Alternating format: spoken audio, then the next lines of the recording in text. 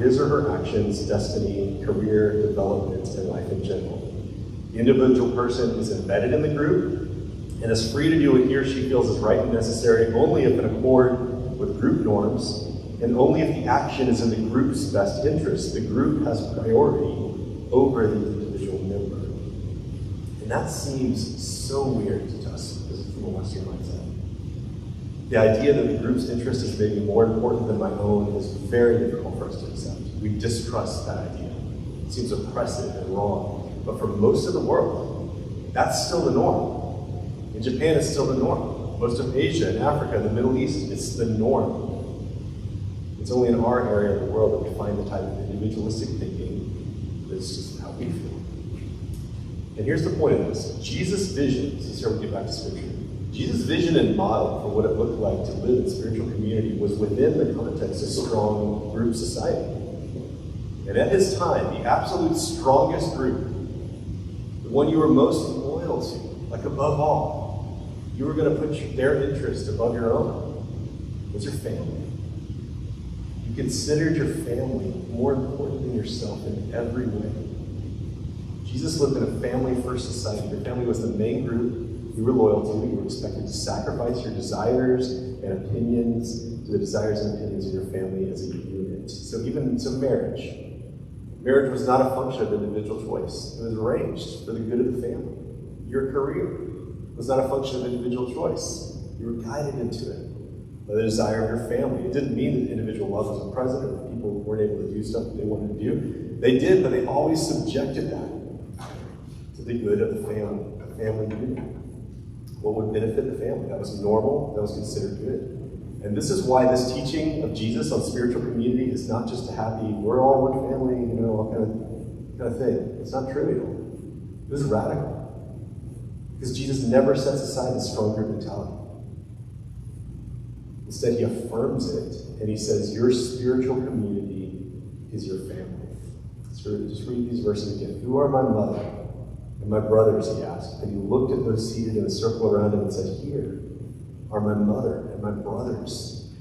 Jesus placed his spiritual community on the same level of loyalty, commitment, sacrifice for, subjection to, willingness to serve, all of that, as you would your physical family. That was absolutely radical then, and the idea for us is still radical. It's very difficult for us to understand or accept that. So I heard another pastor do this. I'm going to reread this quote, the Bruce Molina quote I read earlier. And I just want to substitute the word church for group. And I want to see how this feels to you as I read it. In a strong church society, the person perceives himself or herself to be a member of a church and responsible to the church for his or her actions, destiny, career, development, and life in general. The individual person is embedded in the church and is free to do what he or she feels is right and necessary only if in accord with church norms and only if the action is in the church's best interest. The church has a priority over the individual member. So how uncomfortable does that make you to read? You guys on the side of the room. But it's uncomfortable. You're thinking, this is a cult or whatever. I don't know, it just makes you uncomfortable because your Western values mindset feels so different. And our response to Jesus' teaching is to try to lessen its sharpness, to take it away, to take away the difficulty of it, and make it just more about we just need to be nice to each other or something like that. Because this feels too radical or too oppressive or whatever. But I want us to recognize this. When Jesus calls the church to function like a family, he's not just saying we need to care about each other a little bit more, and kind of be nice to each other a little bit more. Jesus is saying that we should radically reorient our lives to be about the good of those in our spiritual community. Jesus is saying we should radically reorient our lives to be about the good of those in our spiritual community. That's what Jesus meant when he said spiritual community is your family. And not only did he teach this idea, it was what he himself did. So Philippians 2, sometimes we read these verses, I think, if you've heard them before, we read them as kind of like a soft, we just need to think less of ourselves or something like that. But think about what it's saying. Just listen to it. Do nothing out of selfish ambition or vain conceit. Rather, in humility, value others above yourselves. not looking to your own interest, but each of you to the interest of the others. And your relationships with one another have the same mindset as Christ Jesus, who being in very nature God, did not consider equality with God something to be used to his own advantage, rather he made himself nothing. By taking the very nature of a servant, being made in human likeness, and being found in appearance as a man, he humbled himself by becoming obedient to death, even death on a cross. This was the model of Jesus. He gave up his own individual rights and desires and a life for the life of his community. That was his practice. It was the way he lived. And so I wanted to share a couple of practicals for how this looks. We're down three, just three ideas. There's a lot we could go into, but to live as a spiritual family like Jesus taught, what did that mean? It meant radically loving and serving those who are very different from yourself. Radically loving and serving those very different from yourself. In Matthew 10, this is a list of names. I will read it and go into it. These are the names of the 12 apostles. First, Simon, who is called Peter, and his brother Andrew, James, son of Zebedee, and his brother John, Philip and Bartholomew, Thomas and Matthew the tax collector, James, son of Alphaeus, and Thaddeus, Simon the zealot, and Judas Iscariot, who betrayed him. So this is just a list of Jesus' disciples, of the people in Jesus' close community who he had handpicked to be part of his spiritual family. Most of them are names, but there are a couple that have a little descriptive phrase on them. So I want to, and then just think, what do we notice from that? So one of the guys listed is Matthew. It says Matthew the tax collector. The other is Simon the zealot. Simon is not an apostle we know a ton about. We don't see him a lot throughout the Gospels, but we know this. The Zealots were a radical Jewish sect who was dedicated to the violent overthrow of the Roman government and the retaking of the promised land for the Jews. They were seeking a Messiah who would be a battle leader, intent on revolution and uprising against their Roman overlords. They were like the clear out the city of police, we are creating our autonomous zone people. That was the Zealots. He was against the government in every way. Matthew, the tax collector, was the government. He was on the payroll of Rome. He was a Jewish collaborator with the Romans and would have been viewed as like a traitor to his people. And Jesus handpicks both of these guys. They were on opposite ends of the cultural and political spectrum. So if you think of how divided our country is by politics currently, this was more so. These guys despised each other. They were so different. And yet Jesus said, this now is your group. This is your group. The group you're loyal to first and foremost, that you radically love and serve. The largest example in the early church that you read about in the New Testament was the coming together of Jews and Gentiles, two cultural groups that were vastly different, had nothing in common, had been enemies and distrustful of one another for centuries. And what do you see in reading the New Testament? You see those groups come together as one in the church. They radically love one another. They shed the cultural and political loyalties for a deeper tie, created by the Spirit of God, who makes the group one. And one thing I love about Jesus' selection of his disciples is that he did not play it safe. He did not. He didn't choose guys who were more toward the middle. He said, the farthest away, that's who I choose. You come be a part of the spiritual community. Come be characterized by the most radical expression of love and unity you could possibly have. And that's still what it means for us. You know, I think we as a church at Hope, we wouldn't be diverse. We're not interested in everybody looking the same. We're having the same opinions or the same backgrounds, the same ideas, but we want to say, we're in our diversity, what are we? We're unified under one thing. This is our family. You and I we are brothers and sisters. And this group is worth giving up individual opinions for. I'll sacrifice those for others. That's radical love. It's unheard of outside of the power of Jesus. And the world longs for that type of community. Second characteristic. If we're going to live like Jesus' idea of spiritual family, it means radical acts of care, generosity, and sacrifice. Radical acts of care, generosity, and sacrifice toward one another. So Acts 2. This passage, so after Jesus ascended into heaven, what did the church do? Like, how did they live? The people who had kind of learned from this example. It said all the believers devoted themselves to the apostles' teaching and to fellowship and to sharing in meals, including the Lord's Supper, and to prayer. A deep sense of awe came over them all, and the apostles performed many miraculous signs and wonders. And all the believers met together in one place and shared everything they had. They sold their property and possessions and shared the money with those in need. They worshiped together at the temple each day, met in homes for the Lord's Supper, and shared their meals with great joy and generosity, all the while praising God and enjoying the goodwill of all the people. And each day the Lord added to their fellowship those who were being saved. This is just a short descriptive paragraph of the way those disciples who were trained by Jesus to live as a community lived after Jesus left. It was how they followed his example. It says this: they devoted themselves, and the word devotion is a strong Greek word. It says, I'm devoted to you. I'm with you, no matter what. This is my group, my spiritual family. It says they were together a lot, they ate together, they worshiped, they fellowshiped, they spent a lot of time together. We talked about it last week. They showed hospitality, they met in homes, they practiced this radical form of generosity where people sold property, they gave it to each other. They're powerfully generous. And in all these ways, they operated within Jesus' idea of a strong group family. The needs and the desires of the individual were placed at the feet of the group. Jesus' spiritual community had radical care, showed generosity and sacrifice for one another. They were willing to take individual loss for the sake of the group. Here's what may be harder for us. I feel like most of us probably can't be generous. They also practiced radical acts of receiving from one another. They were willing to humbly and vulnerably bring their needs to a community and say, would you meet this need for me? Would you help take care of it? They willingly accepted the help and the service of others, the same way you would in a family. If you and I are in a family, your physical family, both giving and receiving are the norm. You give and receive from your parents and from your siblings with absolute openness, with humility. If you're having trouble, they know it. And you look for help. And when they're having trouble, you give it to them.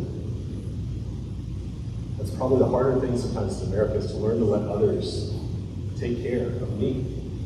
They practice radical acts of care and submission to one another. And then it describes this experience within that spiritual family as this, is that it says a deep sense of awe came over all of them.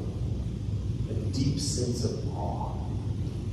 They experienced this deep sense of God's power and his work, and of being in a place of love and significance when it mattered, what the Tribe book that I read would call a place of belonging. Of belonging. One of the great ironies that book points out is that people always feel more free to be themselves in tribes than they do in individualist groups. Even though the responsibilities of being in the tribe seem greater, as those settlers that ran away to join the Indian tribes, they had way more responsibility to the group. They had to carry their weight, they had to gather food, they had to help raise children, they had to defend the tribe from attack. They were responsible and accountable to the group, and yet they felt so much more freedom just to be them. They felt the sense that they belonged. They both gave and received from the group. In our modern day, the author, he says the closest thing to a tribe that we have is a combat unit in the military, and he observes the same phenomenon. He says within that unit, there is incredible responsibility of the group. I mean, you are expected to sacrifice for your combat unit a lot. It's incredibly physically difficult. And you needed that group for your survival. And he said combat troops almost always feel more fully free to be themselves in that environment than they ever feel back home. They feel needed and necessary, and this is a place where I belong. And I hope that for most of us, we find that to be true in our physical family. You feel absolutely like when you go home and you're just with your parents and your siblings, you feel absolutely free to be yourself. That may or may not be true, depending on your physical family. But you know, this is the hope at least, you know that I am needed and necessary just for who I am. And I'm going to commit myself to sacrificing and serving this group along with everybody else. Hopefully we've all experienced that. You feel a sense of joy and freedom. And Jesus says that is what you're to be as a spiritual family. That's your model. And Jesus' family is the third point here. You belong. You belong. This family is a place you absolutely belong. In Jesus' practice of spiritual community, there are no extraneous or no unneeded parts. His community is carefully cultivated and is placed together with exquisite precision, with his choosing, where every member is vital to the growth and success of the group simply because of who they are. No member is disposable. Each has a vital role in both giving and receiving life-transforming grace in the community. And you are one of those members, and I am one of those members. We are necessary and valuable for our spiritual community. So Hannah can come up. I want to finish with this. So Hannah, we're just going to go to a time of worship together. And I want to acknowledge this, because some of us at various times, this is my guess at least, we've probably been wounded and hurt by spiritual community. I would guess that most people here have at one time or another. Because that's a reality. Communities are made up of people who are imperfect, sinful, can often cause harm. If that's been the case with you, if you've been hurt by the church before, I was going to say, I'm sorry. I'm sorry. That's not God's heart. This is the reality of being a family. Your family, think of your physical family here, is the place that they're the people that have the potential to hurt you more than anyone else in the world. They can scar you more. They can hurt your heart. They can hit you in the deepest places, your brothers, your sisters, your parents. They have the potential to wound you deeply. And your family is also the place where you experience the most significant healing. It's a place where your heart can be healed and whole unlike any other place. Where you can experience belonging and significance and deep care. When Jesus calls us to spiritual family, the same potential is there. You have the potential to be hurt in your spiritual community. That's just the reality. If you are fully vulnerable and open with people, if you say, I belong to this group is my group, it places you in a place where you could be hurt. It's also the place where your heart can be healed unlike any other place. Where you can find belonging, closeness, being necessary and needed unlike anything else. And our spiritual community here at Hillport is not perfect. We're still made up of people who are being sanctified and becoming more like Jesus. But our goal is to pursue Jesus' model for spiritual family. To take on that same mindset Jesus had. To consider equality with God being grasped.